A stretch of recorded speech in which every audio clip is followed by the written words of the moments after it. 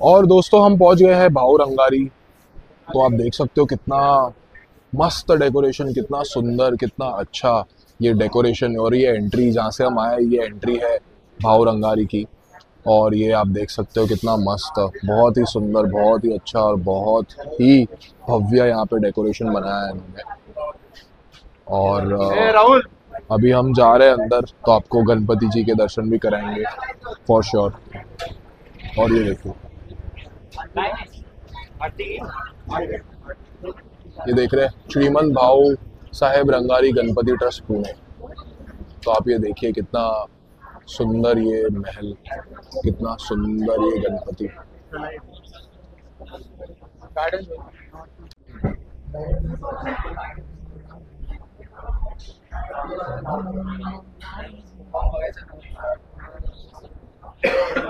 और ये भाव रंगारी गणपति ट्रस्ट के गणपति है। और आप देख सकते हो कितनी सुंदर ये मूर्ति है, कितनी सुंदर, कितनी यूनिक।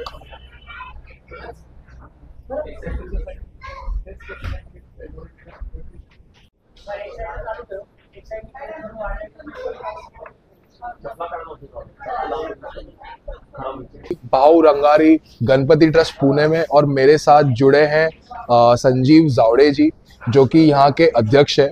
तो उनसे हम जानेंगे कि ये मंडल के क्या हिस्ट्री है, और डिटेल में हमें पता चलेगा आज के भाऊ रंगारी गणपति ट्रस्ट की क्या हिस्ट्री है। तो thank you so much sir हमारे चैनल पे जुड़ने के लिए और हमसे बात करने के लिए। सुबह के बज रहे हैं 4, तो भी सर ने हमको टाइम दिया, तो बहुत बहुत धन्यवाद सर। आप कोई भी लैंग्वेज में कंफर्टेबल है, हिंदी, मराठी, आपके हिसाब से आप प्लीज हमारे व्यूअर्स को बताइए कि ये मंडल की हिस्ट्री क्या है। धन्यवाद। माझं नाव संजीव जावळे, भाऊसाहेब रंगारी गणपती ट्रस्टचा अध्यक्ष व भाऊसाहेब रंगारी म्हणजे भाऊ लक्ष्मण जावळे यांच्या 4थ्या पिढीतला मी आहे। 1892ला सगळे पुढारी त्यावेळेचे एकत्र आले होते आणि इंग्रजांविरुद्ध लढण्याकरता लोकांना प्रोत्साहित कसं करता येईल याच्यावर ते मार्ग शोधत होते। ह्याला कारण काय की 1857चा जो रिव्होल्ट झाला त्याच्यानंतर ब्रिटिशर्स लोकांना एकत्र येऊन देत नव्हते। बरोबर। मग यांच्या लक्षात आलं की जर का एखादा आपण धार्मिक कार्यक्रम चालू केला असा तर त्याला ब्रिटिशांचा विरोध होणार नाही। आणि हे सगळं लक्षात ठेवून त्यांनी असा निर्णय घेतला की आपण जर काही सार्वजनिक गणेश उत्सव चालू केला तर त्याला ब्रिटिश विरोध करू शकणार नाही। आणि ह्यातनं सार्वजनिक गणेश उत्सव सुरू करण्याचा सुरू झाला। 1892ला पहिली मूर्ती बसली। आता आपण माझ्या मागे बघताय की गणपती राक्षसाचा वध करतोय। ह्याचं प्रतीक आहे की गणेश म्हणजे आपण सगळे भारतीय आणि ब्रिटिशर्स म्हणजे तो राक्षस, आणि आपण राक्षस म्हणजे ब्रिटिशांवर मात करून स्वातंत्र्य मिळवतो, हे त्याचं प्रतीक आहे। 1892ला ही पहिली मूर्ती जी आहे ती कागदाच्या लगद्यापासून आणि लाकडी भुशापासून केलेली आहे। ही टोटली इको फ्रेंडली आहे। आत्ता आमचं 133वं वर्ष आहे आणि गेले 133 वर्ष आपण याच मूर्तीचं रोज पूजन करतोय। पहिल्या वर्षी 10 दिवस आपला उत्सव साजरा झाला। छोटी मूर्ती जी स्थापन केली होती ती विसर्जन केली आणि मिरवणूक काढून ही परत मूर्ती आपल्या देवळात आणून ठेवली होती। 1892ला जे पहिले पुढारी पहिल्या बैठकीला उपस्थित होते त्यात दंताळे होते, सराफ, आपले श्रीमंत आपले हे खाजगीवाले घोटवडेकर, पटवर्धन, नानासाहेब पटवर्धन, नंतर नातू आणि दगडूशेठ हलवाई, हे थोडक्या एवढे पहिल्या बैठकीला उपस्थित असलेले पुढारी। आणि ही मंडळी 1893ला त्यांच्या भागात जाऊन गणपती बसवायला सुरुवात केली। म्हणजे दुसऱ्या वर्षी साधारण 105 गणपती बसले। 26 सप्टेंबर 1893च्या केसरी हा डेली जे लोकमान्य टिळकांचं होतं, त्यात एडिटोरियलमध्ये त्यांनी प्रशंसा केली की या सद्ग्रस्ताने भाऊरंगारांनी जे काम केलं आहे चांगलं आहे. आणि 1894ला टिळकांनी त्यांचा गणपती बसवला आपल्या दोन. साधारण 1905 साली टिळक आपल्या ट्रस्टमध्ये त्यांनी पंच म्हणून आपल्या इकडे काम केलेलं आहे. आपल्या भाऊसाहेब रंगारींचं खरं नाव भाऊ लक्ष्मण जावळे. त्यांना रंगारी म्हणून ओळखायचे कारण त्यांचा व्यवसाय शालू रंगवायचा होता. आणि आत्ता आपण जिथे उभे आहोत या गल्लीला आपलं शालूकरांचा बोळ म्हणून हा प्रसिद्ध होता, कारण सगळी मंडळी जी इथे राहायची ही कापड रंगवण्याच्या व्यवसायात होती. त्यावेळची पुण्याची लोकसंख्या पाहिली तर साधारण 8 ते 9 हजार एवढीच होती आणि पुण्याची सीमा फक्त शनिवारवाड्यापर्यंत होती. 1892 पासून आजपर्यंत आपण लोकांकडे वर्गणी मागायला गेलो नाही, आपण स्पीकर लावत नाही आणि आपण गुलाल उडवत नाही. म्हणजे थोडक्यात सांगायचं झालं तर आपला उत्सव जो आहे हा टोटली इको फ्रेंडली आहे. ही मूर्ती इको फ्रेंडली आहे. आम्ही एअर पोल्युशन करत नाही आणि नॉईज पोल्युशन पण करत नाही. साधारण 1960 पर्यंत संपूर्ण गणेश उत्सवाची जबाबदारी पुण्यातली ही आपल्या भाऊरंगारी गणपती ट्रस्टने सांभाळली. शेवटच्या दिवशी जी मिरवणूक निघते त्याचे पासेस आपण द्यायचो आणि संपूर्ण उत्सव आपण कंट्रोल करायचो. आणि सगळ्यांच्या गणपतीचं विसर्जन झालं की शेवटी आपला भाऊरंगाऱ्यांचा गणपती निघायचा. 1960च्या आसपास पुणे म्युन्सिपल कॉर्पोरेशन अस्तित्वात आलं आणि तोपर्यंत मंडळांची संख्या पण फार वाढलेली. मग ही सगळी जबाबदारी आपण कॉर्पोरेशन आणि पोलिसांकडे सोपवली, म्हणजे शासन आणि प्रशासनाकडे सोपवली. भाऊसाहेब रंगारी जरी त्यांचा मूळ व्यवसाय शालू रंगवायचा होता, ते एक मोठे राजवैद्य होते, ते मोठे क्रांतिकारक होते आणि त्यांची आध्यात्मिक पातळी पण उच्च होती.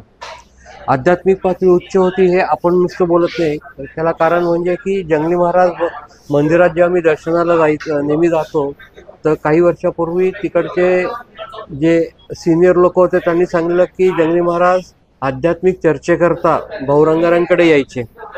आणि जेव्हा जंगली महाराज मंदिरातल्या लोकांनी 125 वर्ष 2014 साली साजरं केलं तर दरवर्षी त्यांची मिरवणूक पाडव्याला आपल्या इकडनं गावठाणातनं निघते आणि जंगली महाराज मंदिरात जाऊन मग तो उत्सव तिकडनं सुरुवात होतो. पण 2014ला त्यांनी आपल्या गणपतीला येऊन आपलं दर्शन घेतलं, आरती केली आणि इकडनं मग जंगली महाराज मंदिरात ते गेले होते. त्या काळी शंकर महाराज पण जिवंत होते. शंकर महाराज पण आपल्या इकडे भाऊसाहेब रंगारांकडे यायचे. हे थोडक्यात भाऊसाहेब रंगारांबद्दल झालं. आत्ता 1960 नंतर जो उत्सव जो साजरा होतोय, आजही आम्ही तीच प्रथा पाळतोय. शेवटच्या दिवशी जी मिरवणूक निघते तर आता फक्त क्रम बदलला गेला आहे की सर्वात शेवटी दगडूशेठ हलवाईचा गणपती निघतो विसर्जनाला, त्याच्या आधी मंडई आणि मंडईच्या आधी आपला गणपती. हे मागच्या वर्षीपर्यंत असा क्रम होता. पण मागच्या वर्षी दगडूशेठ हलवाईंनी गणपती विसर्जनाची मिरवणूक त्यांची 4:30 वाजता काढली. पण आम्ही नेहमीप्रमाणे रात्री मंडईच्या इकडनं निघालो आणि आमच्या मागे मंडईतनं निघालो आणि आमच्या मागे मंडईचा गणपती होता. थोडक्यात गणपतीबद्दल आत्ता मला एवढंच आपलं सांगता येईल. धन्यवाद. धन्यवाद. खूप खूप धन्यवाद सर तुमचा की तुम्ही एवढी इन्फॉर्मेशन दिली आणि आम्हाला हिस्ट्री तुम्ही या क्षणाला सांगितली आणि मी तुमचा खूप खूप आभार मानतो आणि खूप खूप धन्यवाद सर. जय गणेश. जय गणेश. जय महाराष्ट्र. गणपती बाप्पा मोरया. मंगलमूर्ती मोरया. सर का आ रहा है? हॅलो. हाँ तुम्ही कंटिन्यू करा. आता शेवटच्या दिवशी जी मिरवणूक निघते ते पहिले 5 मानाच्या गणपती असतात. त्या पहिल्या 5 मानाच्या गणपतींनी मिरवणूक सुरू होते. तर पहिला गणपती जो निघतो तो पुण्याचे जे ग्रामदैवत आहे पुण्याचे ते कसबा गणपती. इथं ह्या गणपतीने शेवटच्या दिवशीची मिरवणूक सकाळी 10 वाजता चालू होते. बरोबर. पुण्याची ग्रामदेवी आहे ती योगेश्वरी देवी. तर दुसरा नंबर जो मिरवणुकीत असतो तो आपल्या जोगेश्वरी गणपतीचा. त्यावेळची तालीम जी होती ती गुरुजी तालीम. तिसरा मान जो मिरवणुकीत दिला गेला आहे तो गुरुजी तालीम. चौथा मान त्यावेळची बाजारपेठ म्हणजे तुळशीबाग. तर तुळशीबागेला हा चौथा मान मिरवणुकीचा आहे आणि 5वा मान टिळकांच्या गणपतीला दिला होता. असे पहिले 5 गणपती आहेत की ज्याने शेवटच्या दिवशी मिरवणूक चालू होते. बरोबर. आणि मिरवणुकीचा शेवट जो होतो ते शेवटचे 3 गणपती जे आहेत तर सर्वात शेवटी दगडूशेठ असायचं. त्याच्या आधी मंडईचा गणपती आणि मंडईच्या गणपतीच्या आधी आपला भाऊरंगारांचा गणपती, असे पहिले 5 आणि शेवटचे 3 मान हे पुण्यातल्या गणपतींना दिले गेले आहेत मिरवणुकीकरता. बरोबर बरोबर. Thank you so much sir, thank you so Welcome. Much, thank you so much.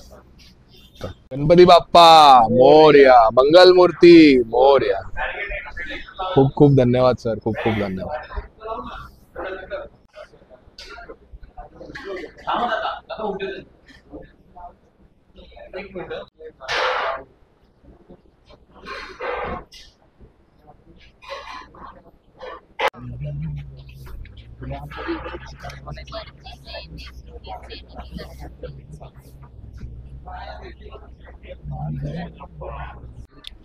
जय गणेश दोस्तों, तो आज हमें बहुत ही वैल्यूएबल इन्फॉर्मेशन पता चली है भाव रंगारी गणपति ट्रस्ट के बारे में, जो कि उनके अध्यक्ष जी ने हमें बताई. तो काफ़ी इन्फॉर्मेटिव था और मेरे को भी नहीं पता था, और मुझे ऐसा लग रहा है कि शायद ही किसी को पता होगा. तो ये काफ़ी इन्फॉर्मेशन वैल्यूएबल थी और बहुत ही अच्छे से उन्होंने हमें सम्मान किया. काफ़ी अपनापन लगा और मैं आपको बता नहीं सकता कि मैं क्या फ़ील कर रहा हूँ, कितना अच्छा फ़ील हो रहा है मुझे. और काफ़ी कुछ जानने मिला, सीखने मिला. तो अभी हम जा रहे हैं दगड़ू शेठ की ओर. तो उम्मीद करता हूँ कि आपको ये इन्फॉर्मेशन बहुत अच्छी लगी. कमेंट करके बताइए और लाइक शेयर सब्सक्राइब ज़रूर कीजिए. चलो बाय.